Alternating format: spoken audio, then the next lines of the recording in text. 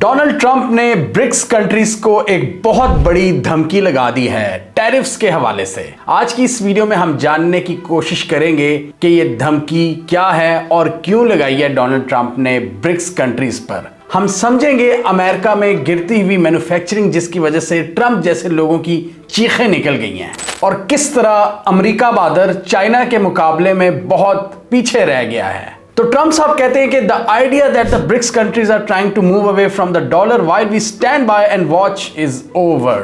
We require a commitment from these countries that they will neither create a new BRICS currency nor back any other currency to replace the mighty US dollar, or they will face 100% tariffs and should expect to say goodbye to selling into the wonderful US economy. Trump ने कह दिया है कि अगर BRICS countries ने ये सोचने की भी जुर्रत की कि वो नई करेंसी लाएंगे और उसमें ट्रेड करेंगे तो वो यूएस इकोनॉमी को गुड बाय कह दें। हम उनकी कोई चीज अपने मुल्क में इंपोर्ट नहीं होने देंगे हमारी वंडरफुल इकोनॉमी में। अब ब्रिक्स का जैसे आपको पता है कि ब्रिक्स में कौन कौन से ममालिक हैं, इसमें एक दो अमेरिका के दोस्त भी हैं, यानी जिनके अमेरिका से अच्छे ताल्लुकात हैं। ब्राज़ील हो गया, इंडिया हो गया, साउथ अफ्रीका से भी अच्छे ही ताल्लुकात हैं। चाइना और रूस इनको सबसे ज़्यादा खटकते हैं और अब तो ब्रिक्स प्लस बन गया है जिसमें और भी कंट्रीज शामिल हो गए हैं। ईरान शामिल हो गया है, यूएई शामिल हो गया है। कहाँ अमेरिका का दुश्मन और कहाँ एक अमेरिका का पार्टनर यूएई, ये दोनों मुल्क ब्रिक्स में शामिल हो गए हैं। इजिप्ट शामिल हो गया है, इथियोपिया शामिल हो गया है। तो ये अब तकरीबन 9-10 कंट्रीज हैं जो नई करेंसी की बात कर रहे हैं। हमने गाहे बगाहे कवर किया हुआ है इस टॉपिक को, बड़ा डिटेल में हमने हमेशा कवर किया है ब्रिक्स की ग्रुपिंग को, ब्रिक्स की नई करेंसी के प्लान्स को।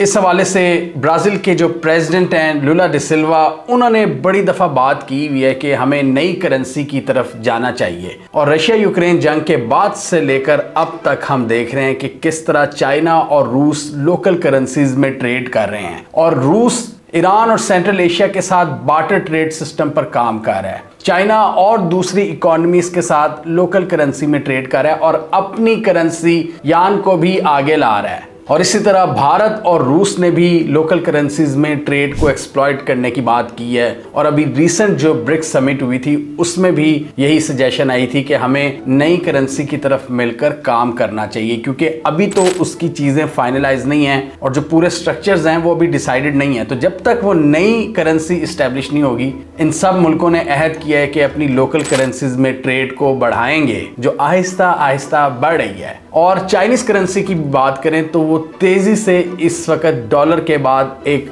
हॉट करेंसी बन चुकी है जिसको बहुत से ममालिक यूज कर रहे हैं, लेकिन अभी उसका मार्केट शेयर बहुत कम है। अब सवाल ये पैदा होता है कि ट्रंप को आखिर क्या तकलीफ है। ट्रंप का हमें याद है 2019 में भी हमने ट्रेड वॉर्स को कवर किया था। ट्रेड वॉर्स यही थी, ये इकोनॉमिक वॉरफेयर के एक दूसरे की जो गुड्स हैं उन पर टैरिफ्स और ड्यूटीज को बढ़ाना। मतलब अगर किसी चीज की कीमत $2000 है जो पाकिस्तान से यूएस में जा रही है, उस पर अगर अमेरिका बहादुर 25% टैरिफ लगा देता है तो वो चीज अमेरिका में $2000 के बजाय $2500 की हो जाएगी। ट्रंप ने यही किया चाइनीज के साथ। सबसे पहले उन्होंने ये अटैक चाइना पे किया। और चाइना पे क्यों उन्होंने ये अटैक किया? चाइना पर उन्होंने इल्जाम लगाया कि चाइना की वजह से हमारे लोकल मैन्युफैक्चरर्स मारे गए हैं। ट्रंप ने नारा लगाया मेक अमेरिका ग्रेट अगेन, हम अपने मुल्क में मैन्युफैक्चरिंग लाएंगे और अपने मुल्क के जो एक्सपोर्टर्स हैं, मैन्युफैक्चरर्स हैं, उनको सपोर्ट करेंगे। 2019-20 में हम आपको बताते होते थे कि उस वक्त यूएस और चाइना का ट्रेड डेफिसिट कितना था, $400 बिलियन का। $600 बिलियन की ट्रेड थी और $400 बिलियन चाइना एक्सपोर्ट कर रहा था यूएस के अंदर और यूएस सिर्फ $200 बिलियन। आज वो ट्रेड डेफिसिट थोड़ा सा कम हुआ है, $280 पे गया है, लेकिन आप फिर भी अंदाजा लगाएं कि कितना बड़ा ट्रेड डेफिसिट है। अब बात करते हैं एक्सपोर्ट्स की, ओवरऑल एक्सपोर्ट्स की। चाइना की इस वक्त एक्सपोर्ट्स हैं $3.3 ट्रिलियन और चाइना की ये सारी जो ट्रेड है, ग्लोबल ट्रेड, वो सरप्लस में है। चाइना ट्रेड सरप्लस में है, चाइना ट्रेड डेफिसिट में नहीं है, उसको ट्रेड डेफिसिट का सामना नहीं है। अमेरिका की बात करें, अमेरिका $2.1 ट्रिलियन की एक्सपोर्ट करता है पूरी दुनिया को। एक तो वैसे ही चाइना से बहुत कम, लेकिन इंपोर्ट कितनी करता है अमेरिका बहादुर? $3.1 ट्रिलियन। $1 ट्रिलियन का अमेरिका को ओवरऑल ट्रेड डेफिसिट का सामना है, जिसमें से $300 बिलियन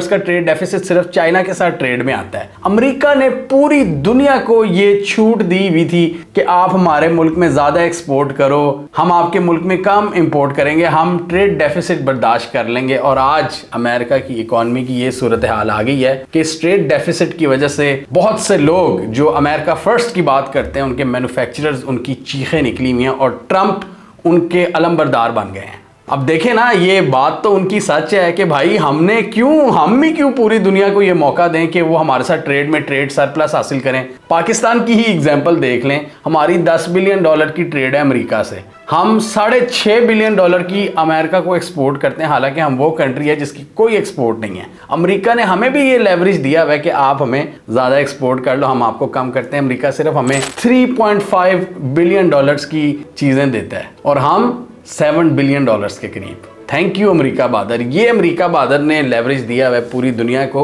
और इस लेवरेज को ख़त्म करने आ रहे हैं ट्रंप। पहले 2019 वाला जो दौर था जब इन्होंने ट्रेड वॉर शुरू किए तो वो हमले सिर्फ चाइना के लिए थे, चाइना को उन्होंने दबाया। अब ट्रंप का ऐलान है कि पूरी दुनिया की मैं ऐसी तैसी फेर दूंगा। उसमें वो यूरोप का भी नाम लेते हैं, वो यूके का भी नाम लेते हैं, वो साउथ अमेरिका की बात करते हैं, वो कनाडा की भी बात करते हैं। पिछले दिनों ट्रूडो साहब, जिनकी इकोनॉमी वैसे ही बड़ी मुश्किलात का शिकार है कनाडा में, वो आए ट्रंप साहब की मिन्नतें करने के सर थोड़ा सा ध्यान रखना।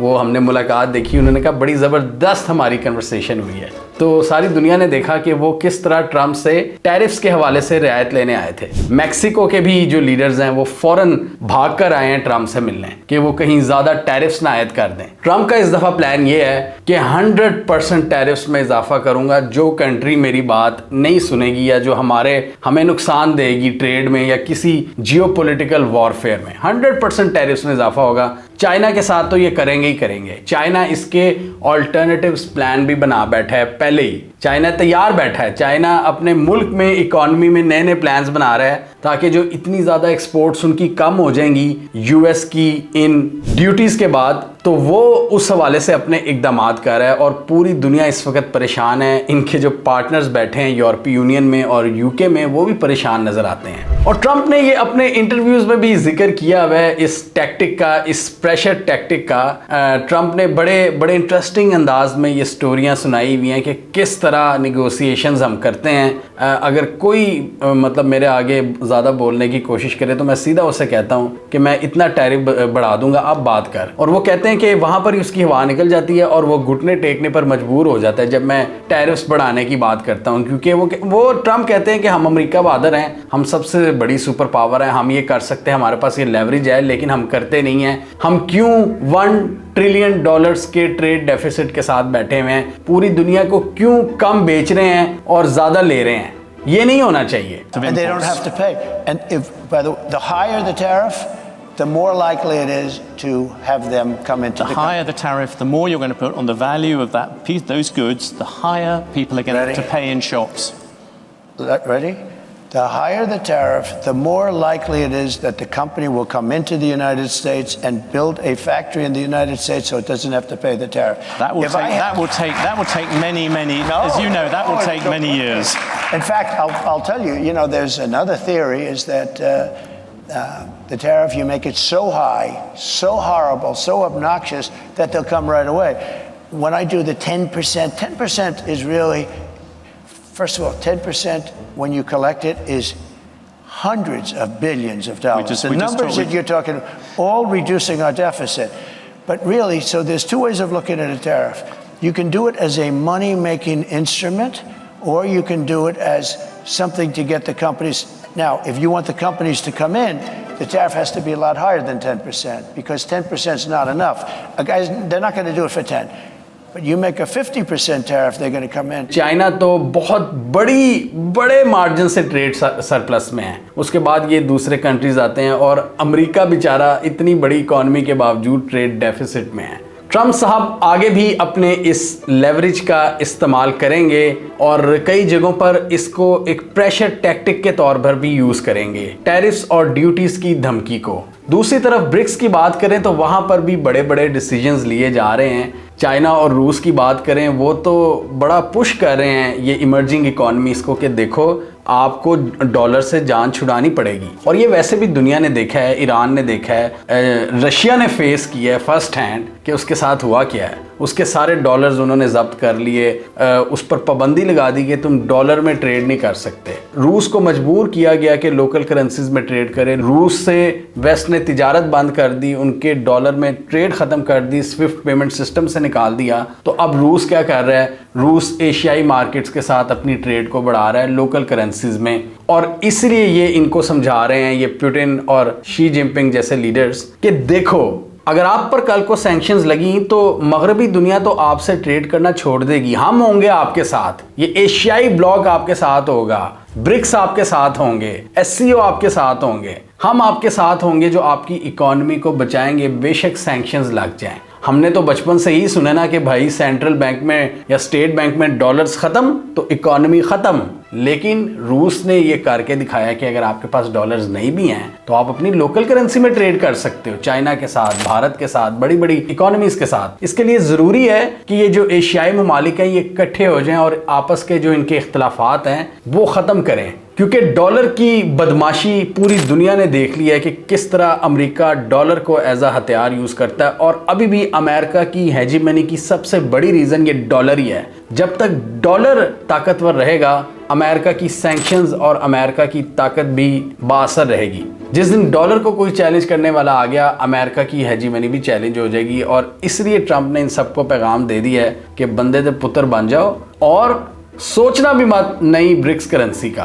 हाँ, ये आपस में ट्रेड करते हैं अपनी करेंसी में, इसमें तो कोई ऐसी बड़ी बात नहीं है। लेकिन जो पूरा इंटरनेशनल फाइनेंशियल सिस्टम है जो डॉलर के तहत चलता है, उसमें वो कहते हैं कि कोई नई करेंसी नहीं आनी चाहिए उसके अंदर, उसमें सिर्फ डॉलर ही रहे। इस डर को ही यूज करते हैं ये रशिया और चाइना वगैरह कि देखो कल को आप पर सैंक्शंस लग गई तो ये पूरा एशियाई ब्लॉक आपको बचा सकता है। अभी नियर फ्यूचर में तो मुश्किल नजर आता है कि ब्रिक्स की नई करेंसी के हवाले से सारी चीजें सेट कर लें, एक नए मॉडल को इस्टेब्लिश कर लें। लेकिन जब तक वो ये नहीं कर पाते तब तक ये अपनी लोकल करेंसीज में ट्रेड इसको बढ़ा रहे हैं और डॉलर पर डिपेंडेंस को कम करने की कोशिश कर रहे हैं। क्योंकि यूएस ने ना सिर्फ रशिया यूक्रेन जंग के बाद रूस को बहुत ज़्यादा नुकसान पहुंचाया है ग्लोबल ट्रेड से कट करके, उसने चाइना को भी बहुत नुकसान पहुंचाया है ये टैरिफ्स और ड्यूटीज़ में इजाफा करके और बहुत सी टेक्नोलॉजी पर पाबंदी लगाकर, जो इन्होंने एक्सपोर्ट्स और चिप्स पर पाबंदी लगा दी है। तो ये एक इकोनॉमिक वॉरफेयर हम देख रहे हैं इस वक्त। एक तरफ एशियाई ब्लॉक के ये दो बड़े जायंट्स हैं, रूस और चाइना। चाइना का BRI का प्रोजेक्ट है, ब्रिक्स है और SCO है, और कुछ इनके अंदर के इख्तलाफात हैं जैसे भारत और चाइना के इख्तलाफात हैं। और दूसरी तरफ अमेरिका बहादुर है जो कि अब EU को भी आंखें दिखा रहा है, जो उनका ट्रेडिशनल एलाय है यूरोपीय यूनियन, कि तुम्हारे साथ भी बुरी होगी, तुमने भी बहुत अरसा एंजॉय कर लिया हमारे कंधों पे बैठ के, इनफ इज इनफ। इसलिए अब UK और यूरोपीय यूनियन भी परेशान है। और ये बहुत ज़रूरी है इन एशियाई ममालिक के लिए कि अपना एक ब्लॉक बनाएं और आपस में लोकल करेंसीज में ट्रेड करें। और जैसे रूस और ईरान नए नए ट्रेड कॉरिडोर्स को एक्सप्लोर कर रहे हैं, वो बार्टर ट्रेड कर रहे हैं, इस तरह बाकी एशिया को भी सोचना होगा। ईस्ट एशिया तो बड़ी तेज़ी से तरक्की कर रहा है। इस हवाले से वियतनाम की बात करें, आप सिंगापुर की बात करें, थाईलैंड, मलेशिया, ये सारे कंट्रीज़ बड़ा ज़बरदस्त तरीके से अपनी इकॉनमीज़ को आगे लेकर चल रहे हैं। बदकिस्मती से दुनिया में बहुत कम ऐसे कंट्रीज़ हैं जिनको अपनी इकॉनमी का कोई एहसास नहीं है। ये तो बड़ा विजन है कि लोकल करेंसी में ट्रेड करनी है कि नहीं, पहले तो अपनी इकोनॉमी के बेसिक्स और फंडामेंटल्स को दुरुस्त करने की ज़रूरत है। और पाकिस्तान में ऐसी कोई स्कीम हमें नज़र नहीं आती कि इकोनॉमी को किस तरह दुरुस्त किया जाएगा। दुनिया इस वक्त फ्यूचर विजन्स की बात कर रही है। हमें कमेंट सेक्शन में बताइए आपके ख्याल में इस इकोनॉमिक वॉरफेयर में अल्टीमेट विनर कौन होगा, अमेरिका या फिर चाइना और रूस? जिस तरह चाइना और रूस ज़्यादा से ज़्यादा कंट्रीज को अपनी तरफ लाने की कोशिश कर रहे हैं, क्या वो उसमें कामयाब हो जाएंगे, या अमेरिका बहादुर प्रेशर टैक्टिक्स के जरिए पाकिस्तान जैसे इमर्जिंग इकोनॉमीज को अपनी साइड पर कर लेगा? इसमें कामयाबी किस ग्रुप की होगी? कमेंट कीजिए। इसके अलावा हमारा यूट्यूब चैनल सब्सक्राइब कर लें, साथ ही वो बेल आइकॉन भी दबा लें ताकि वो स्टोरीज दुनिया भर से पाकिस्तान से जिनकी मेन स्ट्रीम मीडिया पर प्रॉपर कवरेज नहीं होती, हमारे प्लेटफॉर्म के थ्रू आप तक टाइम पर पहुंच जाएं।